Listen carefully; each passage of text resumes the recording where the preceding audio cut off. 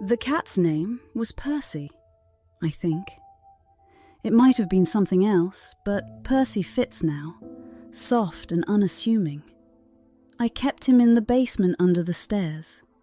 The light down there was sickly and yellow, and the air always smelled like rust and heat, but it was quiet, the kind of quiet I never got upstairs. My grandmother let me bring him home after I found him in the alley behind my other grandmother's house. No one ever said I could keep him, not really, but they said he could stay in the basement. That was enough.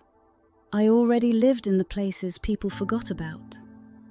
The attic, the corner, under the stairs. Me and Percy fit in there together. He used to curl up in my lap like I mattered, like I was a lap to be curled into. When the world upstairs was screaming or passed out or throwing things, he was just a soft, warm, alive thing that knew where to find me, and I never had to explain myself to him. One day after school, I went down there and he was gone. I called him. I checked behind the furnace, under the steps, in the dark corners where the spiders made their lace. Nothing. I ran upstairs. Grandma said maybe the door was left open. Maybe he slipped out. Outside, I was scared. Not of the street or the alley or the river a few houses down, but of the dogs. Our German shepherds would tear through anything that moved. Then I heard my uncles coming up the block, too loud. Not the funny kind of laugh, the kind that makes your stomach tighten before they even say a word. I asked about the cat. They said it died. Said they found it stuck behind the boiler. Said it probably chased a rat and got wedged in there. Then they laughed. Laughed like it was a punchline. I screamed. I cried. My grandmother came to the porch.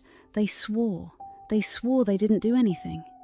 And then Boo Boo came, drunk, dramatic, leaning into the street with a bottle in his hand and his hips turned sideways like punctuation. He said they were lying. He said he saw everything. Said he was up in his favorite tree by the river, the one he used to climb when he wanted to be alone and drink.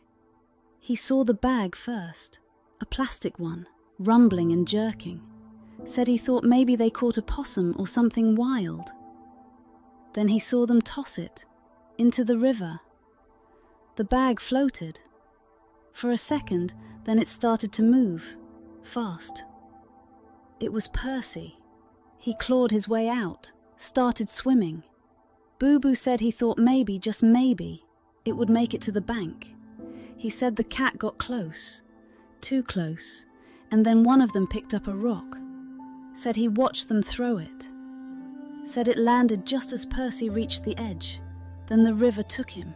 He told the story like a curse, loud and slurred and unforgiving. They told him to shut up. He wouldn't. I stood there and listened, and I think that's the first time I ever felt grief, real grief. Not the noise of it, but the silence after. I stopped going under the stairs after that. Stopped believing I was safe anywhere. I think I stopped being a child too. That day didn't make the movie, but it made me.